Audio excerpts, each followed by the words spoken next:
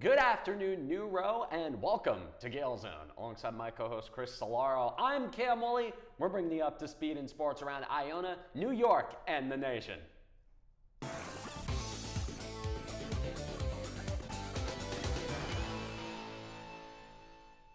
Basketball around here is off to a very hot start. Both the men and women are off to a 2-0 start, breeding a lot of optimism and excitement on campus.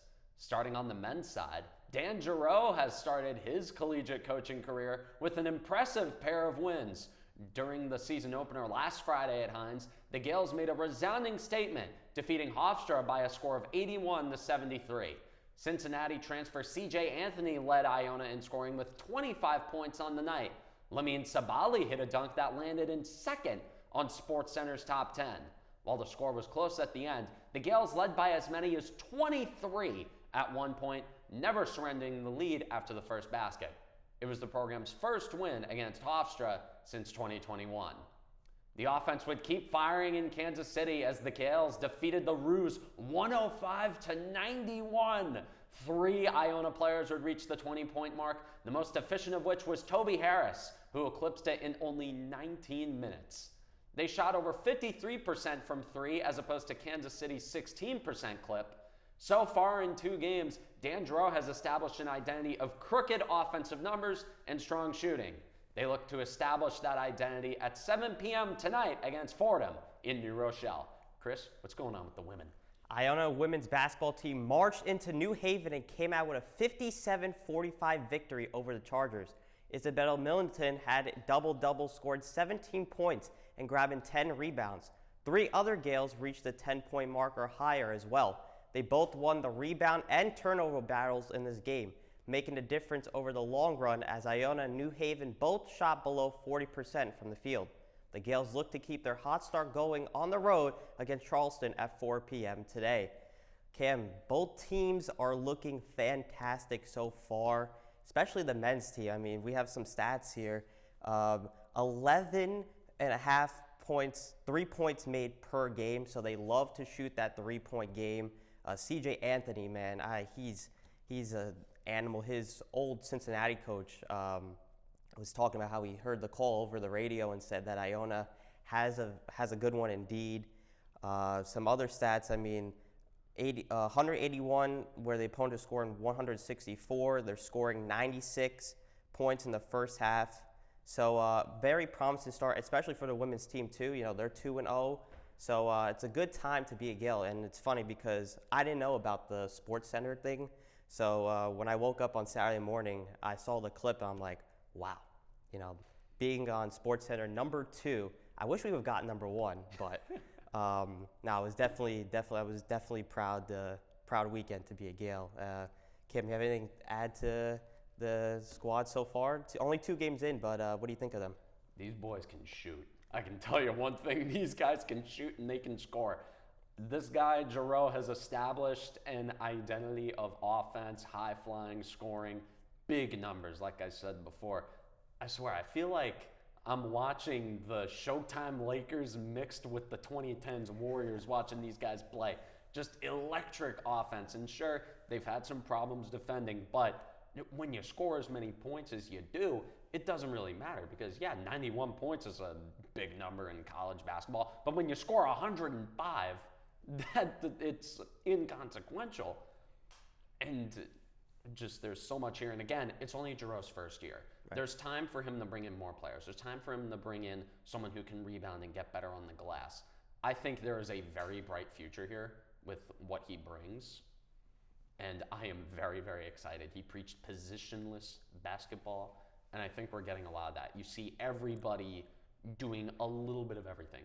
You have guys on every single position taking shots from 3, and it leads to a lot of points, especially if you're as efficient as they are, and I'm very excited. A game against Fordham tonight, old rivalry. It's the first time Fordham has been to Hines in over 2 decades, so it's going to be very fun. I know I'll be there tonight. I might not stay for the whole thing because I don't have anybody to go with, but I'm definitely going to have a lot of fun watching this team going forward. It's going to be so fun. And first 500 fans, will get the black jerseys that they're wearing tonight. So come out to the Heinz Athletic Center, support the Gales, and let's make it 3-0 tonight against Fordham. I mean, that place, yes, I just want to go back before we move on to our soccer team. That place last week was rocking. I mean, rocking. Even Coach said, during the Maroon Madness event, he said, let us pack the Heinz Athletic Center and make it the hardest place to play in the MAC. And we did not disappoint. There were over, I think, 2,337 fans, according to the stat sheet we have here. That's how many fans packed the Heinz Athletic Center tonight. So we could keep that going each and every single game. It's going to be, that place is going to be rocking, man. Let's move on now to our men's soccer team. And they had a heartbreaking end to their season in overtime yesterday at Siena. The Gales would get on the board first thanks to a goal from Andre Mora Bravo at the 20th minute. However, Siena would get back one in the 36th minute when Lucas Almeida drew Siena level. The game would stay tied throughout the entirety of the second half, with a trip to the MAC championship on the line. Both teams would tally shots, but it was Siena's Campbell Stalker making himself the hero in sudden death. Ironically for Iona, their MAC season ended the way they won the conference last year, except this time, instead of euphoria, it evokes agony and heartbreak. Tough loss for the Gales, but do not worry, Gale Nation, we will be back next year. And as we move now from the Iona sports, we turn it over to the pro sports. And Cam, you want to talk about heartbreak? Oh my God. The New York Giants, what a week they had. We have a lot to talk about on them. So especially Brian Dable getting fired on Monday. What do you got on them? The New York Football Giants blew yet another multi-possession lead, this time in Chicago against the Bears. Starting with the positives, Jackson Dart ran for a pair of touchdowns, making him the first quarterback in NFL history to run for at least one score in 5 straight games. The positives end there, as Dart subsequently suffered a concussion on a fumble that changed the course of the game. Up 10 with less than 4 minutes left and a 96% chance to win, any normal team would close this out. The Giants aren't normal. Caleb Williams diced the Giant defense, in air quotes, like an onion on 2 straight drives, and the ever-uninspiring Russell Wilson was stuffed, dropping the Giants' record to 2-8 and costing Brian Dable his job as head coach. So, Chris, I thought we were just going to be sitting here trying to find a way to come up with new words to break down this team and the way they played. But no, they actually gave us a story this time. Thank you for giving us a story here. Brian Dable is out as Giants head coach, and I just want to give my 2 cents on it before I throw it to you. It's about time. I mean, 4 blown leads of 10 or more points, 3 of which in the fourth quarter. He had bad game management skills. You see him, you call timeouts that are unnecessary, throwing challenge flags on plays that had no right being challenged, and off the field, in terms of how he managed the team, he beefed with his coordinators constantly. If you remember the Wink Martindale saga, the whole reason why Shane Bowen is here in the first place, it's because Brian Dable had beef with a defensive coordinator who was actually finding ways to get the job done. And worst of all, and I think this is kind of what put the nail in the coffin for him, because I mentioned last week that John Mara was this close to firing him after the Broncos game. After Dart got that concussion that knocked him out of that game and this week's game against the Packers, I think that was the last straw. He constantly put him in harm's way to try and save his job. You see him going into the tent, that concussion, which obviously was kind of fun at the time because it showed that he loves his quarterback, but really it was just in a desperate attempt at self-preservation.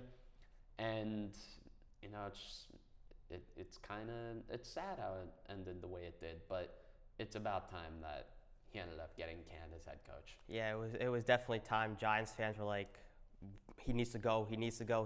Well, congratulations, Giants fans. You earned your early Christmas wish, so congratulations. But tough. It's tough. You know, when he first became head coach, you know, he won Coach of the Year in 2022. And, you know, that first drive in Tennessee, everybody was like praising him. Oh, my goodness, here comes the coach that we've been waiting for. You know, a 20-40-1 record through 3 seasons with him on the job. And that's not going to cut it, you know. And now the coaching search begins for a new coach. You know, you have Dart, you have Scadaboo, you have Neighbors now. So at least you have something on the offensive side that this new coach is going to bring in. You got to build around him and the young talent that they got coming. So it's going to be very interesting to see, obviously the season's over, but we'll see what head coach. There's been a lot of names been thrown around. There's too many even to name, but we'll see who the next head coach of the New York Giants will be, and hopefully it's a good one and turn this franchise around and get back to a winning culture. We move on now to the other New York football team. The New York Giants made the New York Jets. Can't tell the difference. Yeah, the New York Jets made franchise history on Sunday, scoring touchdowns on both a kickoff and a punt return in the same game for the first time ever, and held on to beat the Cleveland Browns 27-20 in a reigning matchup. The Jets returner opened the score with a 99-yard kickoff return, touchdown, and moments later, Isaiah Williams brought back a punt 74 yards to give New York a quick 14-7 lead. Breece Hall added a 42-yard touchdown reception from Justin Fields in the fourth quarter to put the Jets ahead for good. Fields, who went 6 for 11 for 54 yards with 1 touchdown and one interception, praised the special teams unit for setting the tone early. Will McDonald tied a team record with 4 sacks, leading a defense that came up big late. Despite a late push from Cleveland, including a field goal that made it a one-score game, the Jets sealed the win thanks to smart clock management and a Browns penalty on 4th down. But the Browns' road woes continue with their 13th straight away loss. Before kickoff, the Jets honored late former center Nick Mangold with an emotional pregame tribute celebrating his legacy and impact on the franchise. Well, the Jets are winning now, which is absolutely shocking. Lost last night, though. They lost last night, but who cares about them?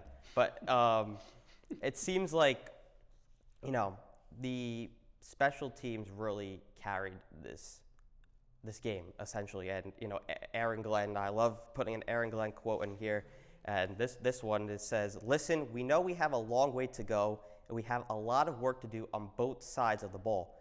But man, when I tell you what our special teams did, they really gave us a spark today. If it wasn't for them, I don't know where this game would have gone. I mean, 14 of the 27 Jets points were the special teams. And some interesting stats here. They became the first NFL team since the 2017 Ravens versus Bears to have both the kickoff and punt return touchdown in the same game. Also, the first team since 2007 Chargers to do it both in the first quarter. And the 99-yard kickoff return touchdown, that's the first time that happened in Jets history since 2018. The first home win against Aaron Glenn.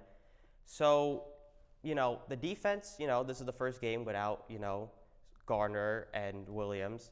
I think the defense did pretty solid work. Obviously, the penalties, they had some key moments, but honestly, I felt like, listen, they're the Jets, right? The season's over, and, I think you mentioned this on your WIUR show that if they keep winning, they're going to potentially lose the first-round pick. Yep, I said it. I called it on this show when they had nothing to play for, when they were winless. I said, yeah, they're a disaster, but they're going to find a way to win themselves out of the number 1 overall pick, and they're going to have to give up assets to draft a franchise quarterback. As a team who is currently picking ahead of them in that draft, I wouldn't mind making Darren Mogi pony up an extra first next year for the right to draft a quarterback that'll probably bust out. But last night, the Jets got smoked by the Patriots again. I mean, hey, it was less than 20 points, so I mean, good for them, I guess. Yeah. But I'm just going to use this segment to crash out about the Patriots being good again. What did Boston do to deserve this? Dude, the Patriots, they had 6 Super Bowls with Tom Brady. They had 2 decades where they ran the league. And now all of a sudden they go through 4 years, just a normal rebuild of 4 years. Meanwhile, here I am, not even experiencing what good football has been like since 2011. You got Browns fans who have been living through an entire rebuild ever since their franchise got brought back from the dead. And you have Jets fans who, let's face it, have been going through a rebuild ever since Joe Namath won the Super Bowl. So, again, dude, you got Boston fans, you got the Red Sox who kill it every year, you got the Celtics who kill it every year. The Bruins, the Bruins aren't so good. But the New England Patriots, I mean, they just got done with Tom Brady.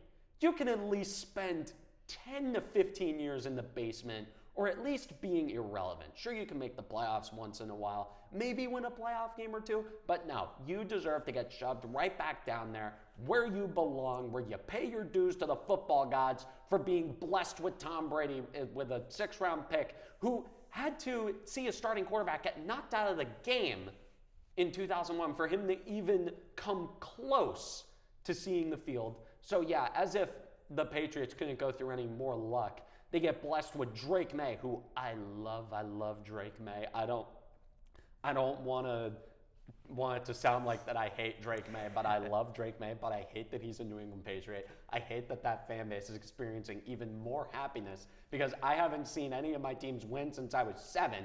And meanwhile, you look at Boston, it's like every 2 years, it's like, dude, there are preschoolers who haven't seen the Patriots win a Super Bowl. So, real tragedy for them. Dude, I can't. No, the Patriots, they don't deserve this. Now look at them leading the AFC East. Josh Allen had 5 years to win a Super Bowl, and all he did was spend all those years getting belt from Mahomes in the playoffs.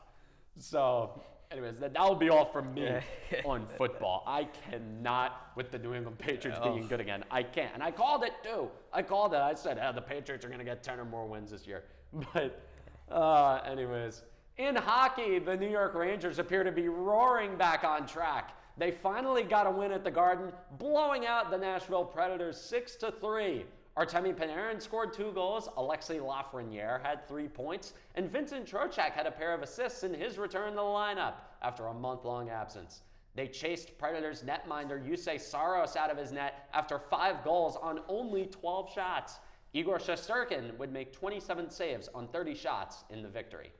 Continuing on the road, the Rangers would decimate the Lightning in Tampa Bay by a score of 7-3. Trocheck, building off his previous performance, scored a pair of goals. 4 Rangers would put up multiple points, notably Artemi Panarin, who had a whopping 4 assists on the night. The Blue Shirts would chase yet another highly regarded goalie out of their cage as Andrei Vasilevsky was pulled after 5 goals on only 13 shots. On the contrary, Igor Shesterkin stood tall once again, stopping 33 of 36 shots. The Rangers keep on chugging tomorrow night in Columbus against the Blue Jackets. All right, Chris, what's going on with these Islanders?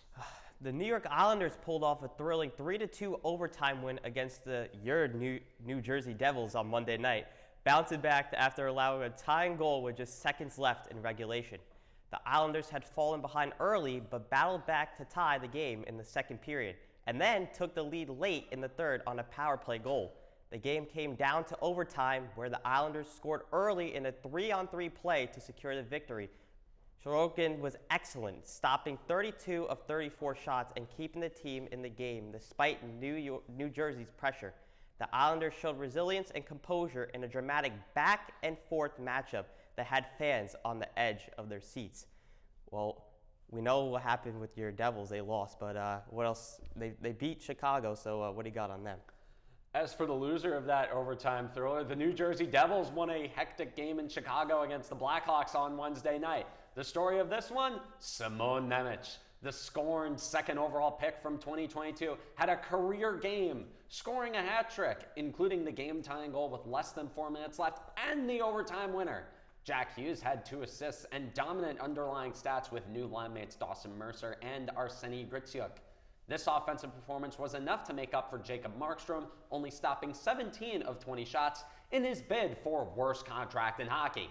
Even in the win, the injury bug continues to bite New Jersey hard as depth forwards Cody Glass and Zach McEwen left the game due to injury. Despite this, the Devils still hold first place in the Metropolitan Division and the #1 seed in the Eastern Conference. So, Chris, a lot of hockey to talk here. Let's circle back to the Rangers. Starting to hit their stride a bit. They are. They're starting to win a lot of games. They are, and they finally broke their the home winless streak. I think that was a major factor. I think mentally they were like, we got to break this streak. We have to break the streak. And I feel like now that they've kind of done that, I feel like now they're going to be more looser. Particularly, I mean, Tampa Bay had some injuries. Nashville, they had some injuries too. So I think they capitalized on that as well. They exposed, the weaknesses that they had. Trying to think what else. I mean, they scored a lot of goals. They scored a lot of goals. I mean, my Lord. I mean, their power play and special teams, they were doing good. But I think that was the first time I've seen the Rangers now score a lot of goals. But I think I'm going to circle back. But I think now that the home sleet, that record's gone, I think now they're going to play more looser. And I think, that flushes down the toilet and they're going to be more relaxed and calm going forward. I'd tell you just one more thing about the Rangers before we toss to the aisles here. I still have no clue how to feel about them. Sure, they have a high expected goals percentage at 5-on-5, which traditionally bodes well in the long run, so they should be a playoff team at this rate. But the question here for me is, what's their ceiling? And can you trust them? And I know it's only November and we haven't seen them play a lot of the top teams yet, but can you trust them in a best-of-7 series against the top team? We'll find that out. But as for the New York Islanders, I mean, they're hanging around. I said last week that they were starting to regress, but now they've rattled off 3 straight wins, all against potential contenders, beating the Devils at the Rock this year, where they started, I think, 7-0, is a serious win, and this Islanders team should be respected. And there's real depth. Schaefer's still Schaefer. I think he's going to get Norris votes this year. And Bo Horvat looks like he's suiting up for Canada at the Olympics. Just a superstar level performance from him, and it's the type of guy that you need on your team if you want to make a run at this thing. Definitely for sure. And the Islanders, they look pretty good. I'm excited to see what they can do. I mean, I have here team identity, not always dominant, but resilient and hard to beat in tight games. So it's going to be very interesting to see. Let's move it on to basketball now. The New York Knicks continued their strong start at Madison Square Garden with a 133-120 win over the Memphis Grizzlies, improving to 7-0 at home. Jalen Brunson led the way with 32 points and 10 assists, while Karl Anthony Towns added 21 points and 13 rebounds. Mikal Bridges chipped in 22 as the Knicks built a 23-point halftime lead and held off a late push to secure their 5th straight win. New York's offense stayed hot, averaging more than 130 points per game during the streak. However, the Knicks' hot streak ended in their next outing with a 124-107 loss to the Orlando Magic. But the momentum didn't last long as the Knicks fell 124-107 to the Orlando Magic in their next game. Brunson added 31 points before leaving with an ankle injury, and Towns recorded another double-double. But the Knicks' shooting went cold. They hit just 35% from the field and 30% from deep. The loss added New York's perfect home record and snapped their 5-game winning streak. Well, obviously you would love to see in that home record, but I mean, I don't know. The Knicks, they look good. Let's just say that. Yeah, they're very good. They're good. They're good. I think they're one of the best teams in the NBA. Obviously, they got kind of smacked around by the Orlando Magic. But, I mean, that Brunson injury, we're definitely going to have to keep an eye on that. We'll see how he does. I mean, with this offense now, we trust Mike Brown. But this was a little hiccup for the first time. But, I mean, we'll see what happens. And with Brunson out, I hope he's not out for too long. Not like a long outing, but hopefully Brunson comes back soon. This team looks dominant, and they're always the New York Knicks. They're always New York's team. Yeah, and one thing that I've picked up about this team as like a loose follower of them, these guys are resilient. I think one injury isn't enough to derail them. Just the DNA of them doesn't really give me the sense that they are a team that falls apart when one guy gets hurt. But again, I say it a million times, out of all the years for the Knicks to cash in and at least make it to the NBA Finals, this has to be the year. Everybody in the Eastern Conference is hurt, except for like maybe the Cavs or something. I don't really see a team that's a credible threat to them. So the Knicks, I have faith in them going forward. I know their record isn't exactly jumping out at me right now. They're only 7-4, but whatever. Anyways, that'll be all from us today. On behalf of the entire crew here at Gael Zone, thank you so much for tuning in. From Chris Cilauro, I'm Cam Woolley, telling you to take care, have a good weekend, and get your homework done. Go Gales.